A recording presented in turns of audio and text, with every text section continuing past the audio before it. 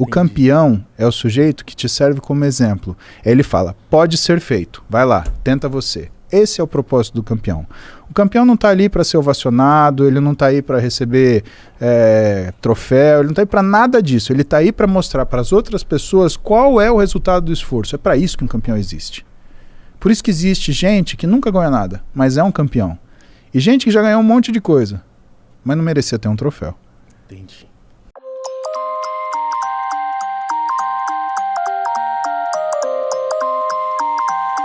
Porque eu não falo coisa legal, sabe, Mítico? Eu falo o contrário. Eu falo, cara, exercício é difícil, emagrecer é difícil, ganhar músculo é difícil, você precisa fazer isso, você precisa fazer aquilo. Porque normalmente, o que eu vejo? Eu vejo gente vendendo fórmula milagrosa que consegue, né, ficar famoso rápido. Mude seu corpo em 3 meses. Tomando pimenta da casa do vovô, cogumelo do sol. Ah, porra, meu, 1406? Não, comigo não, né? E assim, isso, as pessoas muitas vezes procuram essas mentiras que dão essa esperança falsa, porque é muito bom você pensar que tem alguma coisa que com muito pouco esforço vai fazer com que você conquiste algo que você sempre desejou. Mas a realidade não é assim. E é por isso que tem tanta gente precisando de motivação, Igão. Por quê? A pessoa, ela fica se enganando tanto tempo que chega uma hora que ela precisa de motivação. Ai, motivação, autoajuda, porque a motivação... A vida não é sobre motivação. A vida é sobre disciplina. Você tem que ter disciplina. Aí quando você tiver disciplina, você vai ter motivação. Você perguntar, motivação para mim é 1% da minha vida, 99% é disciplina. É disciplina para treinar, é disciplina para ser um cara bom, é disciplina para ser um sujeito antenado no que está acontecendo, para me conectar com a realidade, para servir meu paciente, para cuidar da minha família, para dar atenção para minha mulher, para minhas filhas, para crescer com elas. Mas seu dia tem quantas horas? Malandro. Então... O cara faz tudo isso, mano. É que eu marco alguma coisa sempre junto, né? Mas, tipo assim... Tá malhando, cuidando das crianças, cara. Você fala que é disciplina. Eu acho que é uma das maiores dificuldades do povo é a disciplina. Por exemplo, eu sou indisciplinado pra caralho em diversos termos. Eu queria... Conforme a gente vai envelhecendo, a gente vai amadurecendo, a gente vai entendendo que é necessário disciplina. Médico, você não ia estar aqui nesse programa com essa audiência se você fosse um cara indisciplinado para tudo. Não existe pessoa indisciplinada. Existe pessoa desmotivada para uma coisa e despreparada para outra. Quando você começou a ter motivação de fazer isso daqui, você criou a maior disciplina da sua vida. Fazer as gravações, tal hora, assim, não, assim, pra assim. trabalho eu sou tudo. Então, como é que você é indisciplinado? Não, a questão... em outras coisas. Por exemplo, eu faço academia, paro, e tipo, eu fico muito puto, que eu falo, meu Deus, por que eu não consigo dar seguimento nessa parada? Porque aquilo ainda não faz sentido pra você, médico, só isso. As pessoas, elas não fazem aquilo que elas não compreendem. Sabe por que você não treina? Porque você treina há muito tempo e você não chegou nem perto daquilo que você gostaria. Sabe por que você não treina? Porque você treina depois de um mês, você olha pra tua barriga e você não vê o que você gostaria de ver. Sabe por que você não treina? Porque quando você tem a sensação de que você está exausto, você olha pro teu físico e ele não reflete o esforço que você faz. O que te falta não é força, não é esforço. O que te falta é ver resultado. Só que existe uma diferença muito grande entre fazer esforço e trabalhar na direção certa. Tem muita gente fazendo esforço e indo diametralmente oposto. A gente fala dos 4 estágios da agonia quando a gente tem um problema, né? Então, o que é a primeira coisa que você tem quando você se vê num confrontamento de uma coisa que você não consegue resolver, né? Ira. Você perde a paciência. Segunda coisa, negação. E a terceira coisa, barganha. Você quer falar, não, mas se você me dá isso, eu faço isso. Eu vou andando até Marília e volto, né? E a última, decatexis, a hora que você desiste. É o quê? Decatexis se chama, é a desistência, é quando você realmente se libera. A gente estuda isso quando a gente vai ver, por exemplo, cuidados paliativos, que são as pessoas que, infelizmente, não têm mais tratamento e elas sabem que elas vão morrer, né? Então, quando a pessoa tem um diagnóstico terrível, né, a primeira coisa que ela tem é ira, né? Ela, né, se enerva porque, como assim? Comigo? Aí ela entra em negação. Não, isso não pode estar acontecendo. Aí ela entra em barganha. Não, mas se a gente fizer esse tratamento, se eu for para os Estados Unidos, se eu for para a Europa, se eu for para a Cochichina, por último, ela, não, eu tenho que me preparar. Eu tenho que deixar minha família confortável, eu tenho que ver como é que vai ser minha sucessão e eu tenho que aproveitar bem os dias que me restam. E sabe qual é o problema? As pessoas, elas já fracassaram tanto porque elas nem em determinadas situações elas conseguiram se localizar, que elas estão desprendidas. Elas, será que vai funcionar? Aí algum dia, pum, acende um fósforozinho, acho que eu vou, né? De repente tua namorada treina, você vai com ela, você se sente estimulado, mas aí o que vem? Vem aquela sensação de fracasso que a gente tem. E essa sensação de fracasso, quando você olha para você e tua expectativa ela não foi sedada, o que vai fazer com você? Com que você faça de novo? Não. Na verdade, o que faz com que você tenha disciplina é a percepção do sucesso. O problema é que sabe o que a gente olha para o sucesso? Aquilo que já terminou. Você não olha o que você fez. O que as pessoas se comparam? As pessoas, Mítico, elas não se comparam com elas ontem. Elas se comparam com o cara do Instagram que, tem um puta físico legal, que, peitoral, abdômen, cravado, não sei o quê. Cara, você tá querendo comparar o seu começo do caminho com quem já chegou lá? Dá para ser mais injusto que isso? Então você cria estratégias. Quais são essas estratégias? Vou te contar uma história da minha vida pessoal que aconteceu essa semana. Cara, tava dando tudo errado em casa. Foi um dia que eu falei, meu Deus do céu, eu não vou nem sair na rua pra buscar pegar uma jabuticaba, porque é capaz de um carro passar em cima do meu pé.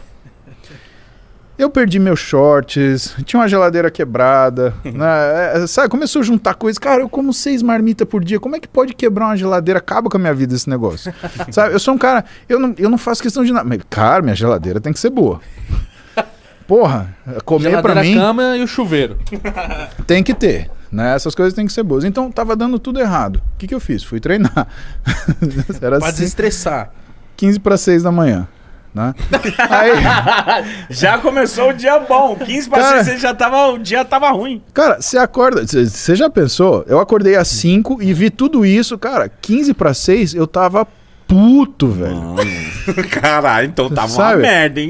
Tá tudo, eu não conseguia fazer as coisas. Que não é problema, mas assim, te enche o saco. Por quê? Porque quando você tem uma vida justinha, essas coisas têm que estar encaixadas. Eu falei, caramba, e agora? Não, eu vou treinar. Por quê? Porque se eu não treinar, eu vou ficar puto que eu não treinei. Desci pra treinar. E agora? Não vou fazer abdominal. Não, mas eu faço todo dia. Então, se eu não fizer abdominal, eu vou me sentir mal. Aí eu fiz abdominal. Cara, primeiro sucesso. Então, completei o abdominal. Legal. Vamos fazer panturrilha. Aí eu fui fazer treino de perna ainda. Aí eu fui fazer panturrilha sentado. Fiz 6 séries. Cara, eu tava forte ainda. Tô forte hoje. Vou fazer mais 2. Fiz 8 em vez de 6. Melhorei minha marca.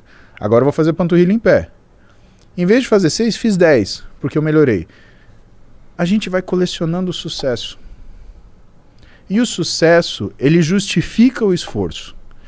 Se eu tivesse ficado puto às 5h45 da manhã e não ido treinar, não ia ter justificativa para o meu abandono daquilo que eu gosto de fazer. Quando eu aceito que não desistir de algo é o sucesso. E isso, por exemplo, não desistir de fazer o meu treino já é um sucesso. Dentro do meu treino, não desistir de fazer o abdominal. Porque, cara, são 20 minutos e muda o meu corpo. O que são 20 minutos para tudo que eu já tenho rotina para fazer? Então vou fazer isso. Não desistir foi outro sucesso. Fazer 2 séries a mais foi outro sucesso. Eu posso me pendurar nos 3 fracassos que eu tive. Ou eu posso reconhecer os 4 sucessos que eu produzi. E aí o meu dia ficou excelente. Então você tem que olhar na tua vida aquilo que você produz de bom e conseguir reconhecer. Porque se você não reconhece aquilo que você faz de bom pra você, você sempre vai achar que você é menos. Porque a hora que você tiver, sei lá, você for o 5º cara mais rico do mundo, você vai falar, não, mas tem um tal de Jeff Bezos que é o primeiro. Coitado de mim, sou um pobretão. Cara, não é isso. Mítico, tem gente que é feliz morando num cômodo. Tem gente que é feliz morando num apartamento de 300 metros quadrados. Tem gente que é infeliz morando numa mansão.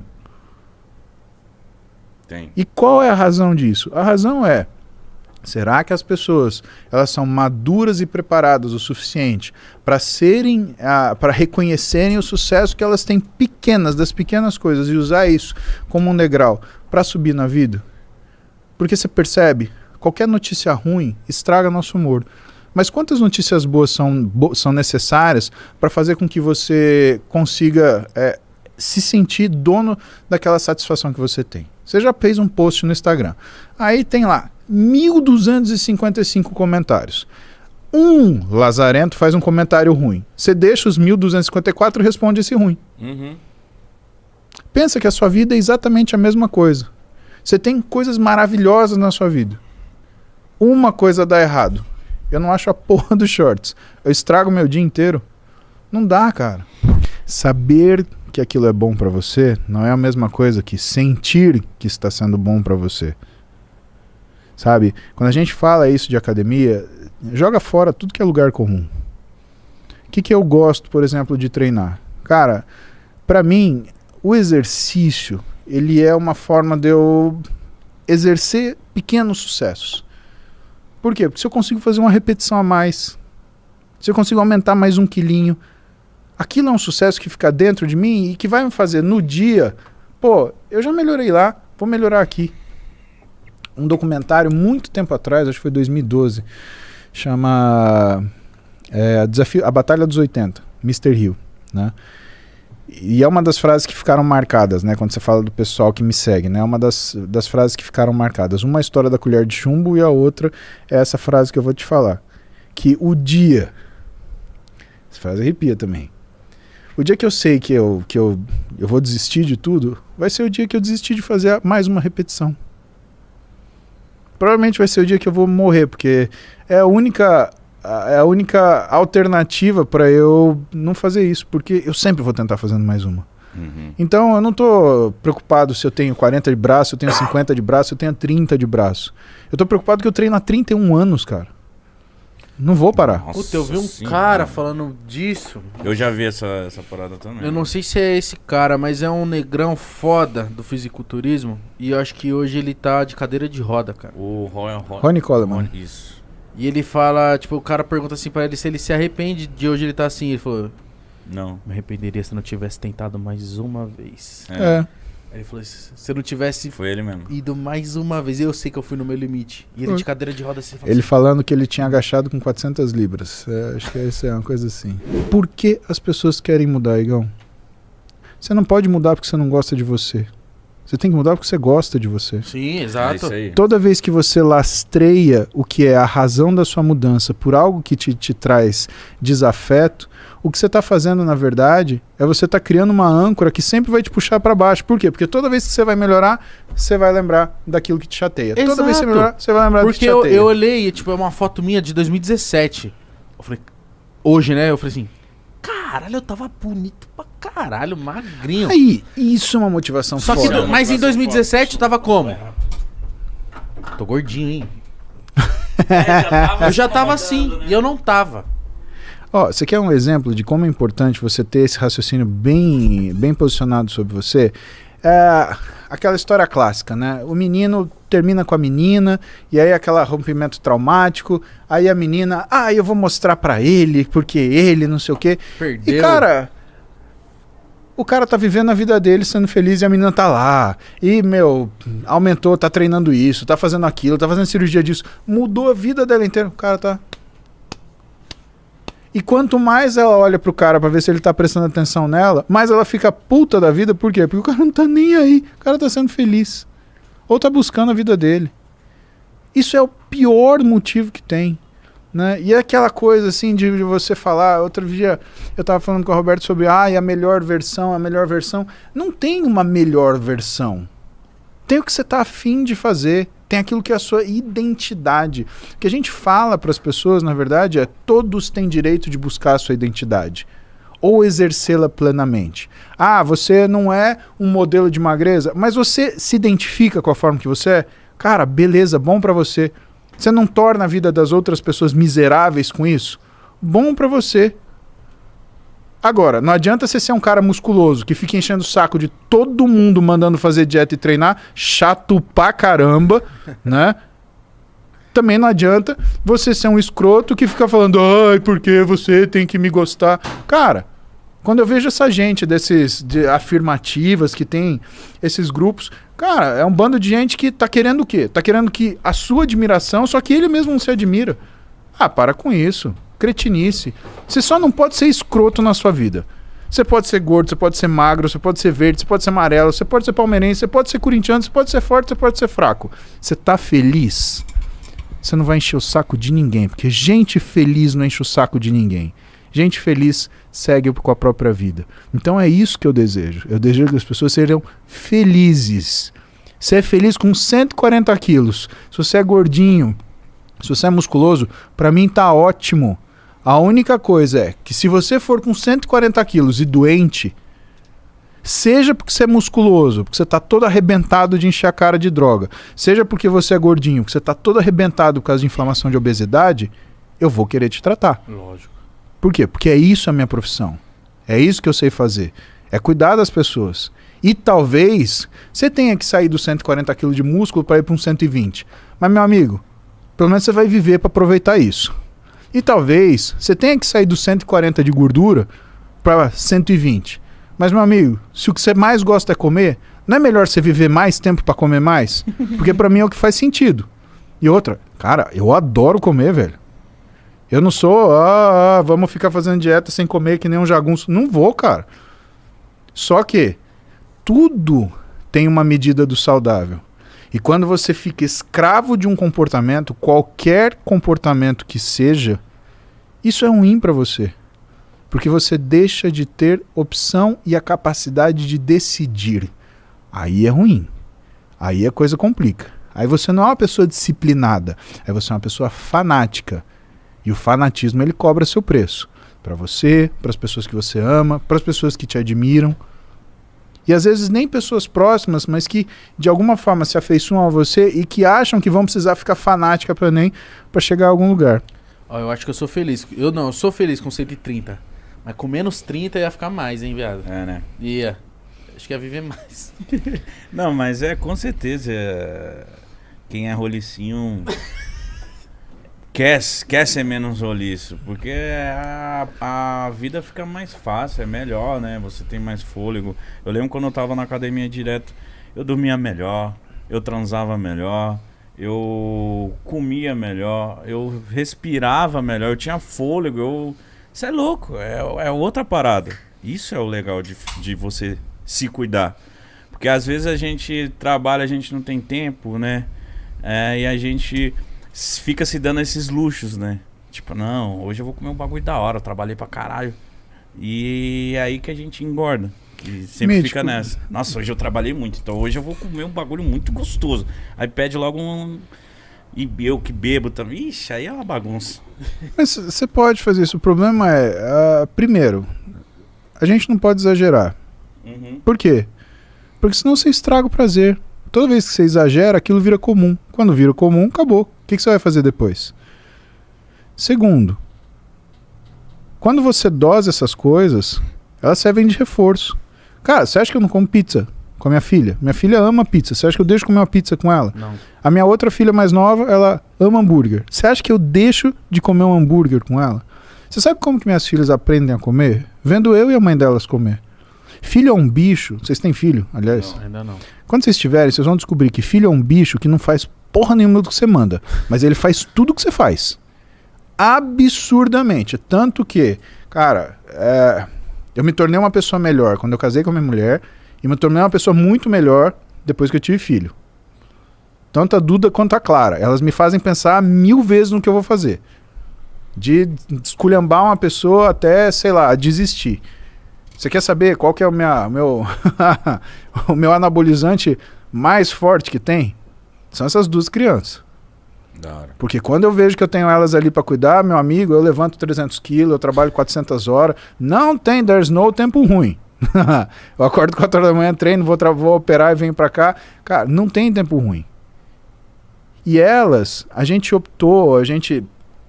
entendeu o quê? Que a gente também não é médico e nutricionista dos nossos filhos. A gente tem esse conhecimento, mas a gente tem que continuar sendo pai e mãe. Mãe, para te dar acolhimento. Pai, para te dar segurança. Então, quando elas vêm pra gente, qualquer coisa diferente disso é afastar o seu filho de você. Não tô te falando que isso é certo ou errado, Igor, mas tô te falando que é o jeito que a gente faz. E quando a gente vê o tocante da alimentação, o que a gente faz? A gente come normal. Só que aí o que acontece? A Roberta tá satisfeita que ela comeu, sei lá, 3 mordidas do hambúrguer, ela deixa de lado. Pra minha filha perceber que ela não precisa enfiar aquilo na boca e engolir por mais se ela não aguentar. Uhum. A gente vai jantar fora, o que a gente às vezes, o que fazia às vezes, né? Ia comer alguma coisa, quero comer um doce. Não vamos comer no restaurante, vamos comer na doceria. O que acontece? O tempo, a vontade vai passando. Então aqueles 10, 15 minutos que eu ficava rodando de carro para chegar na doceria era o suficiente para o sinal da saciedade do jantar. Ele bater no cérebro, isso é neurobiologia, né? E ao mesmo tempo, quando a gente sentava para comer um doce, eu pegava uma colherada, enfiava na boca, tava uma delícia, não quero mais. Aí elas entendiam, opa, posso deixar no prato. Cara, é assim, é simples assim. Agora, veja bem, o que é o comum? Você leva a pessoa para comer, sei lá, no restaurante por quilo. Ela pega mais do que ela aguenta. Não vou desperdiçar, vou comer tudo que tá aqui. E se você pôr no prato, você vai comer. Você vai na doceria, você vai pedir um doce, você vai comer tudo aquilo. Não, você vai comer tudo, né? Você não vai desperdiçar isso. Eu nunca soube o quanto eu aguentei. Eu sempre soube que eu tinha que encher o prato. Tipo assim, você entendeu? Eu colocando, se eu vi um branco do prato ainda, eu falei, não, calma aí, caralho. Ou tipo, e na hora de comer, você fala assim, não vou desperdiçar. Sabe uma coisa que eu aprendi na alimentação que a gente faz muito errado? E eu voltei a errar, mas teve uma fase que é isso que você fala. Pra maioria é super natural você comer até ficar empanturrado. Até você ficar... E tipo, não precisa disso, mas não sei, eu acho que isso é desde criação, desde pequeno. Come tudo, moleque. Come tudo. Vai, come. Então a gente tem essa mania de tipo pedir uma pizza e sobrou 3 pedaços, por exemplo. Vamos comer, galera. Come aí. É força pra comer o bagulho, tá ligado? Sim, é pra empurrar. E outra coisa, come rápido ou devagar? Rápido. Você não consegue nem pensar o que você está comendo. Vou te contar uma experiência. Você quer sentir que você comeu pra caramba sem você comer pra caramba? Você pega 8 coisas que você gosta, Mítico. Não tô de sacanagem. 8 coisas. 8. E coloca porções de 50 gramas. É pouquinho. Você vai falar, isso não dá pra nada. Só que faz o seguinte. Essas 8 coisas, você come uma delas a cada 15 minutos. Você vai ver o quanto você vai se sentir lotado.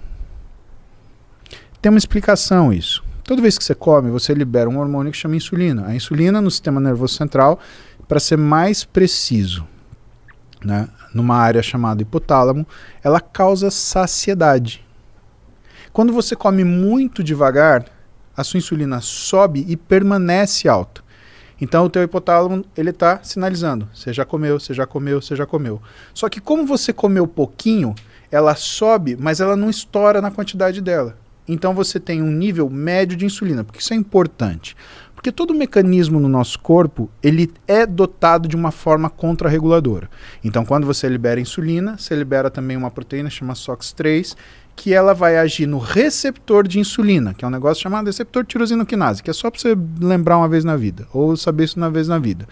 Esse receptor de tirosina-quinase, ele também é o receptor para um outro hormônio que chama leptina, que também sinaliza a saciedade. Só que quando a insulina sobe muito, essa proteína que chama SOX3 sobe muito pra caramba.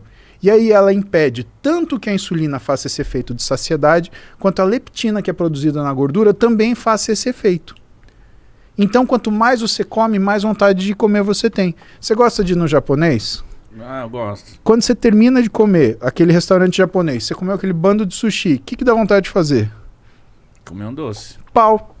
E por que um doce? Por que você tem vontade de comer o japonês e tem vontade de comer um doce? Você já parou pra pensar? Zóio gordo. Não é o zóio gordo. Isso daí é a forma que o seu cérebro entende que você precisa de energia. Porque se a insulina ela não está agindo, porque ela está num processo de resistência à insulina, lembra que essa proteína SOX3 impede que a insulina e a leptina façam seu efeito. Você sabe que o seu cérebro ele sente? Que você não tem energia. Então sabe o que ele fala para você fazer? Para comer alguma coisa que tenha muita caloria e que essa caloria entre rápido. Então não é à toa porque é doce. Por que é um doce e não um pedaço de picanha? É porque o doce ele absorve rápido e tem muita caloria. A picanha não. Então o teu cérebro na hora ele associa como doce.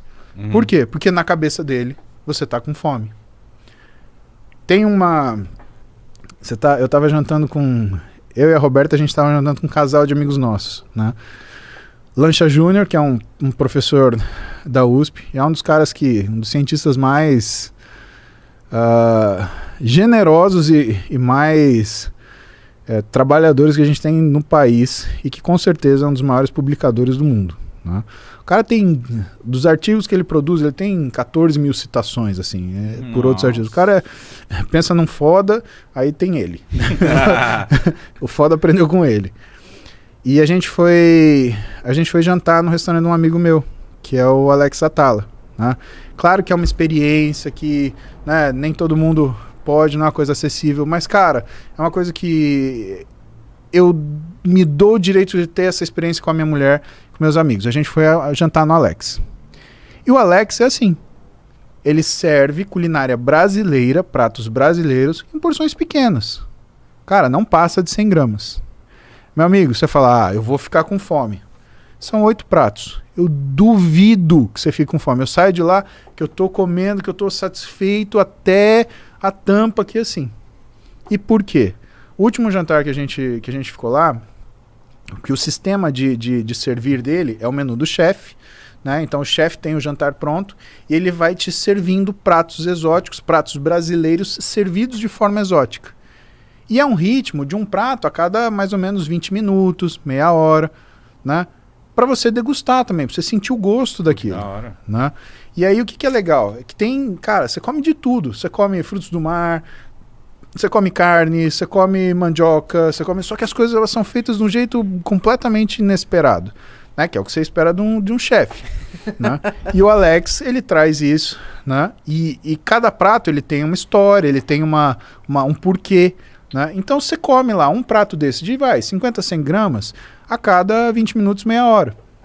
O último jantar nosso, claro que nós temos papo para isso. Porque eu, a Roberta, a Lu e o Lancha, ficamos 4 horas no restaurante. A gente chegou às 7 e fomos já embora chutado às 11. Né? Porque a gente precisava ir, porque tinha que fechar na época. Né? E assim, o que a gente comeu, cara, não dava 400 gramas. Ou dava 400 gramas. Você fala, mas tem tem o couvert. Não comemos uma fatia de pão. Só comemos os pratos dele. Sentimos gosto de tudo. Aproveitamos tudo. Saímos de lá todos extremamente satisfeitos. E assim, o que eu e as meninas a gente pensa, né, na hora? Porque você imagina, eu médico, a Lu e a Beta nutricionista, o Lancha, professor da porra toda. Né? Acho que só Deus não teve aula com ele, porque faltou. Né? Porque, eu sou Deus, pra que eu vou na aula dele? Foda-se. Aí o Ju foi legal e não deu nota baixa, mas enfim. Né? A gente tava junto, o que a gente foi falar? Puta, que legal que é o lance da insulina, né? Funciona mesmo, né? Igual escrito no livro, né? Vira assunto, né? Virou assunto de mesa. Caralho. Mas esse você quer sentir isso? Faz esse exercício. E lembra disso que você fez, né? Você vê que não combinamos de eu te perguntar por que você sente vontade de comer quando a gente termina de comer japonês? Não. Porque é assim. Isso é Mas simples. Isso eu acho que acontece com todos. Exatamente. Todo mundo que às vezes... Eu já conheço muita gente que vai pedir uma pizza, já fala, e a doce? Exatamente. Por quê? Porque aquela quantidade, a velocidade que se absorve, a caloria, né, ela faz com que você crie uma resistência periférica à insulina transitória. A insulina que tinha que te dar saciedade, falar pro teu cérebro, deu, não quero mais. Ela faz o contrário. Falou, tô sem energia, porque você criou a resistência a esse hormônio. Então o teu estômago tá cheio, você tá passando mal porque você comeu uma pizza inteira, só que você precisa comer um pedaço da doce. E pode ver que se você sair da cozinha e voltar, você vai passar lá e vai pegar outro pedaço. Uhum. Puta, sobrou. Brau. Deu um gato. Nossa. E se tiver acabado, você vai comer as casquinhas da pizza que sobraram. Aí no outro dia você vai acordar, cara, vomitando fogo pelas ventas de tão azia que você tá. É verdade. Caralho. E você se arrepende. Aí passa 2 dias, você quer de novo. Então. Né? Que bosta isso, mano. Mas por isso que eu te falei, a comida não vicia. É uma tolice falar que comida vicia. Comida não vicia, né? Você precisa de comida para viver. O comportamento vicia, Mítico. E se você se comporta assim, não, mas todo sábado eu tenho que fazer isso. Cara, você vai sentir falta. Se você sentir falta, você está sendo escravo. Esse que é o problema. Por isso que é o controle. E assim, chega uma hora que já não é nenhuma coisa feliz. Porque você falou, puta, no outro dia eu acordo, eu tô com uma azia. É gostoso? Não. Então você não está se agradando. Pelo contrário, você está se fazendo passar mal. Quando você tem outras atividades, quando você tem uma necessidade de criar ou de fazer outros compromissos, né? Quando você tem prioridades. Você tá de olho nessa menina tem 1 ano. Cheirosa, bonita, não é dado, ou seja, ela tem aquele nível de interagir com você que ela nem tá se jogando, mas nem tá sendo lazarenta. Sim. E aí um belo dia, olha só que legal. Você encontra com ela, sei lá, no local de trabalho, e aí ela deixa cair, por exemplo, um folheto de um restaurante. E aí você fala, nossa, que legal, eu vou lá sexta-feira. Ela falou, sério, eu também. E aí por um acaso você fala, pô, acho que a gente podia jantar junto, né? Ela falou, combinado. Ou seja, saiu do nada. Você nem forçou, ela não forçou, é aquela coisa que aconteceu. Meu, você vai se empanturrar de comer sabendo que muito provavelmente faz 1 ano que vocês estão lá se temperando. Ou seja, vai sair dali, vocês vão curtir. Dá uns beijos. Né? The Books on the Table. The Books on the Table, High Classic. Exatamente. Com certeza. Você vai comer que nem um desesperado nesse jantar? Nunca. Vou comer azeitona. Se bobear, você vai só morder o caroço e cuspir. Acabou, chega.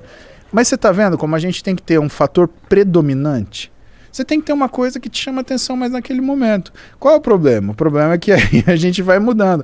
Já ganhei mesmo.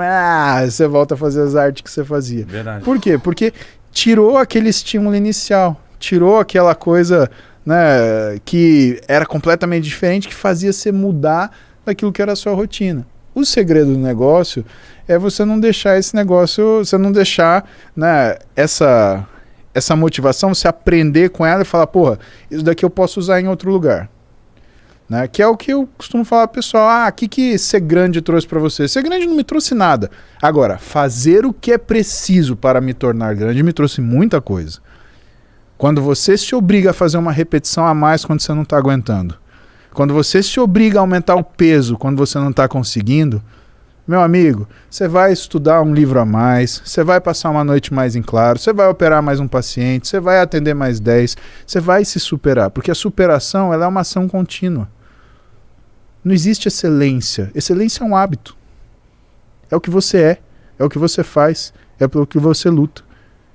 E quando eu preciso de motivação, sabe o que eu vou fazer? Eu vou lá treinar, porque eu sei que eu vou ter sucesso ali. E eu vou lembrar como que faz para ter sucesso. E se eu tivesse que mudar de profissão, se eu fosse fazer qualquer outra coisa, se eu fosse vender coco na praia, eu sei que eu seria, cara, um vendedor de coco na praia que as minhas filhas iam me admirar. E elas iam falar de mim, caralho, meu pai é o melhor vendedor de coco na praia que eu vi. Porque eu tenho isso em mim. E não porque isso nasceu comigo, mas é porque eu aprendi. E toda vez que isso abaixa em mim, eu vou lá e treino. E isso volta. E assim, quanto mais você vai entendendo do treino, quanto mais você vai entendendo o que você tem que fazer, mais você vai se desafiando a melhorar. E o pulo do gato é esse. Cara, olha, tem gente que, tem doutorado em educação física e o cara nunca botou um calção. E tem cara que nunca estudou uma folha, que fala errado, mas, treina que é um negócio que você fala, parece um filme, parece um artista o cara treinando. Uma dúvida fera que eu tenho, se o doping no esporte, ele influencia mesmo para a performance do jogador? Influencia muito. Muito? Muito, é desleal. No esporte é desleal, Igor, porque o doping, principalmente quando a gente fala de algumas substâncias dopantes, ele não mexe só com a capacidade de realizar trabalho. Ele mexe também com a sua motivação para fazer isso. Então, por exemplo, quando você pega testosterona, a testosterona ela tem uma ação no sistema nervoso central, no seu cérebro, onde ela aumenta a captação de beta-endorfina, ou seja, você sente mais satisfação. Por que isso é uma coisa que é relevante quando a gente vai estudar doping? Por duas situações. Primeiro, quando o cara se sente bem, ele vai se sentir muito melhor. Então, num jogo, por exemplo, que o cara está ganhando, ele vai desproporcionalmente estar motivado a jogar. Então, não é aquele cara que, tô ganhando, me acomodo. Eu tô ganhando, eu vou ganhar mais. Segunda coisa, se ele estiver numa situação de desprazer, essa sensação não é percebida. Porque o nível de beta-endorfina dele tá alto. Então é um cara que nunca tá ruim. Então não seria bom todo mundo tomar?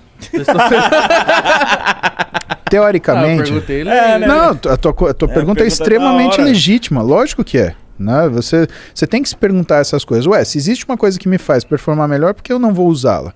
Porque a gente não conhece as doses seguras para uso de testosterona. Esse é o problema. E porque a testosterona ela tem ações diferentes para pessoas diferentes. Então não é, por exemplo, eu dou 10 mg de testosterona e eu tenho essa ação. Pode ser que eu dê 10 mg de testosterona para uma outra pessoa e ela tem uma ação completamente reversa. A testosterona ela também ativa uma área do nosso cérebro que é a amígdala. A amígdala cuida da nossa irritabilidade, da nossa compulsividade, da nossa agressividade. É o filtro do corpo, né? Minha mãe fala que a amígdala, assim, tipo... Não é bem essa ela amígdala fala assim, daqui, é a amígdala que fica aqui, no então eu errei centro do nosso tudo. cérebro. Não, mas o nome é o mesmo, relaxa. Relaxa, porque, assim, primeiro você sabe que existe amígdala. Porra, isso daí é difícil. E aí, ó. Né? Não? A amígdala que você falou fica num outro lugar que chama anel de Waldeyer. A amígdala que eu tô te falando fica num lugar que é debaixo do hipocampo, exatamente. Ela tá mais ou menos aqui no cérebro, perto do hipotálamo. Entendeu? Essa amígdala, Claro. quando você usa um esteroide, ela hipertrofia. Então ela aumenta a irritabilidade, aumenta a agressividade e aumenta a compulsividade. O que quer dizer? Quer dizer que se para duas pessoas diferentes eu der a mesma quantidade de testosterona, se essa pessoa ela tem uma fragilidade da amígdala um pouco maior, o que pode acontecer com ela? Em vez dela se sentir bem, ela pode ficar irritada, estressada. Sabe aquela pessoa que vai de 0 a 100 em 1 segundo? Tá tudo bem. Olha só, acho que sujou seu sapato. Como assim? O cara já vira um lobisomem. Cara, péssimo viver assim. Você vai viver pedindo desculpa. E outra, quando você aumenta a função da amígdala, você automaticamente diminui a função de uma outra área no seu cérebro que chama núcleo ventromedial do córtex pré-frontal. Claro. Meu Deus, você mandou um rap aí, velho. Praticamente, né? Caralho. Como é que é de novo? Núcleo ventromedial do córtex pré-frontal. Quase uma sabotagem, hein? Caralho, difícil. Mandar um moonhack agora. Por isso que, tipo, na fase que eu tava rato de academia, tinha uns marombeiros que eles estavam fazendo uns ciclos. E tem uma, né? Não vou falar o nome, que falam que, mano, toma essa, a galera fica bem agressiva, fica bem estranho, fica bem. Eu falo pra você, o pessoal tem que saber, a trembolona, não é? Isso, é. Então, a trembolona ela é a droga mais androgênica que tem, é a que dá mais esse efeito. E assim, cara, tem caso de paciente que 80% no meu consultório é complicação. Né? O meu consultório virou um consultório de complicação. Então eu pego mulher que caiu os cabelos, que aumentou genital, que mudou o rosto, Isso que mudou a aumenta voz. mesmo a genital Aumenta da sim. mulher, né? O Aumenta. clítoris fica... E o do homem, não?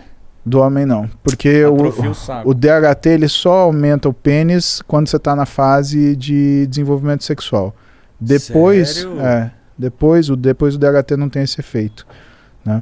E aí o que é o problema? Deu mole. Quando você tem alguma alteração de relação de androgênio e estrogênio, ou seja, hormônio masculino e hormônio feminino, você tem piora da libido em vez de melhora. Caralho.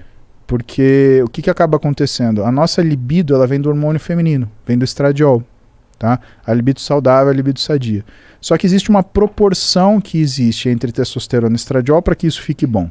Né? Ao redor de 20 a 30 para 1. Mais ou menos isso, tá? Por isso que consertar o hormônio do pessoal é tão difícil nesse sentido. E que médicos do esporte, endocrinologistas, nutrólogos têm muita dificuldade. Porque é uma área que todos esses médicos eles acabam atuando. Né? O médico do esporte, por quê? Porque está associado ao exercício. Né? O endocrinologista é óbvio, porque ele é a especialidade que é especialista em mexer em hormônio. Né? Não existe especialista em implante, não existe hormonologia, não existe isso. Tá? O que existe é endocrinologista. Você é endocrinologista, então você tem um RQE de endocrinologista, você é membro da Sociedade Brasileira de Endocrinologia e Metabologia, você tem aquilo lá. Se não tem isso, não é. Tá? E você tem o nutrólogo. O nutrólogo também, ele mexe com a parte de nutrologia e ele também acaba estudando em nutrologia esportiva situações, complicações relacionadas com a alteração hormonal. Por quê? Porque a alteração da alimentação também muda o hormônio, assim como a alteração do exercício muda o hormônio. Então a gente chama essa área de aglomeração. Então endócrinos, médicos do esporte e nutrólogos, eles acabam compartilhando disso. Tá? E o meu consultório, eu atendo complicação. Né? E dessas complicações, o que é muito difícil? Né? Os caras eles têm a noção de que quanto mais melhor, aparece com umas testosterona de 3 mil, 5 mil. Eu atendi um paciente que tinha uma testosterona de 24 mil. Nossa. Sabe? E você olhava o físico do Qual cara. Que é o normal? O normal é alguma coisa... O normal, bom, que você se sente bem, alguma coisa entre 600 e 800. Isso é um jovem bem. O cara tava com 24 mil. Que isso? E não tava com físico bom, tava com físico, né, bem deteriorado, porque o excesso do hormônio, ele causa efeito ruim. Ele piora o físico também. E ele achou que ele tava mandando bem. Não, ele tava sendo mal orientado por um cara que é metido a ser coach de atleta profissional. Ah, cara, ó. Isso rola muito, né? Sabe? Rola muito. Eu lembro que eu fui quando eu pensei em fazer um ciclo, alguma coisa pra me ajudar, a minha testosterona tava baixa, a primeira coisa que eu fui procurar era um médico. Mas o que mais acontece é a galera na academia, não, toma isso, não, toma isso aqui, toma isso. Tipo, eu ficava tipo, mano, você é louco. Não, caralho, calma aí, tem que ir no médico, tem que ver, fazer as paradas certinho. Mas conhecidos meus, o cara falava, não, toma isso aí. E o cara falava, demorou, comprava e tomava e foda-se. Falava, E essa parada do doping me chama a atenção porque o Tietê veio aqui, né, o jogador do Galo, e ele falou que até, acho, Neosaldina, se você tomar... dá no doping. Eu falei, caralho, por que? Você detecta qualquer droga. Cafeína, por exemplo, dependendo de quanto você tomar, você cai no doping. Né? Porque, assim, qualquer substância que altere permanentemente ou momentaneamente aquilo que é o desempenho do atleta em uma condição desproporcional ao que é o funcionamento normal, ele pode causar, ele é considerado como doping. Por quê? Porque é desleal. Entendi. Sabe, Igão? Caralho, a cafeína, ela se torna desleal no exercício. Acima de determinada dose, sim. Então, se o cara ele faz, por exemplo, uso de cocaína, ele... Que nem eu... Acho que teve um jogador já, o Jobson, lembra? Do Maradona. Ele tá, tipo, mais motivado? Ou... Sim, principalmente a cocaína, né? A cocaína, ela te deixa ligado. no nível de aceleração que... E outra, você não sente dor. Caralho. Como é que faz? O cara tromba, toma pisão, levanta... Ele corre até... Cara, cocaína você infarta porque você não sente dor. Né? Teu coração vira... A cocaína, por ser um estimulante, ela vai provocar, né, arritmia. Né? Você pode infartar, mas você infarta, você não sente dor. Você morre, pum, acabou, desligou. Meu Deus. Caiu o disjuntor. Você nem não sabe que você morreu. Ela arranca o seu limite. Então, cara... E a cocaína tem uma discussão grande, porque tem gente que fala, mas a cocaína a pessoa é viciada. Bom, se ela é viciada, então ela não pode praticar o esporte, meu. Porque não dá. Ela vai fazer o quê? Tirar uma carreira e bater uma partida? Tá errado. Tá errado por uma série de coisas. Tá moralmente errado, tá profissionalmente errado, tá tudo errado. É que eu já vi gente falando, assim, por exemplo. Por exemplo, o cara foi pego no doping, aí ele tomou um gancho de 2 anos. Por exemplo, de cocaína. Tomou um gancho de 2 anos sem jogar bola. Aí tem gente que fala assim, não, mas pô, aí tem que ajudar o cara. Porque se ele já fez, agora vai punir o cara, vai tirar o ganha-pão dele, enfim, tal. Uhum. Aí eu fico pensando, cara, qual que é o certo a se fazer? Porque ele errou, né? Ele tava praticando um esporte de uma forma desleal. Aí fala assim, qual que é o certo? Tratar o cara e ficar fazendo um acompanhamento todo dia de, tipo, se ele não tá se drogando mais, ou esse gancho mesmo de 2 anos. Cara, o pau que bate em Chico, bate em Francisco. Se isso não acontece, tá errado.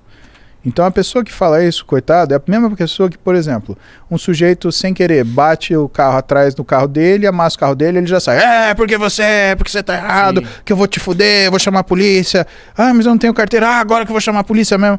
Então, cara, eu não confio em ninguém que... Todo cara que é como é que fala? Não é desleal. Todo cara que não é desonesto pra uma coisa, é desonesto pra tudo. Porque desonestidade é uma característica absoluta. Já falava minha avó, quem rouba 1 centavo, rouba 1 milhão. Minha mãe também fala mesmo. A diferença é a oportunidade. Então, e isso, cara, é uma sabedoria dos antigos. Meu pai me falou, né, que o meu avô falava assim, antes você escolhe o seu sócio, depois você pergunta quanto você ganha. Porque se você escolher a pessoa errada, a promessa é de 1 milhão, é o que você vai ter de prejuízo.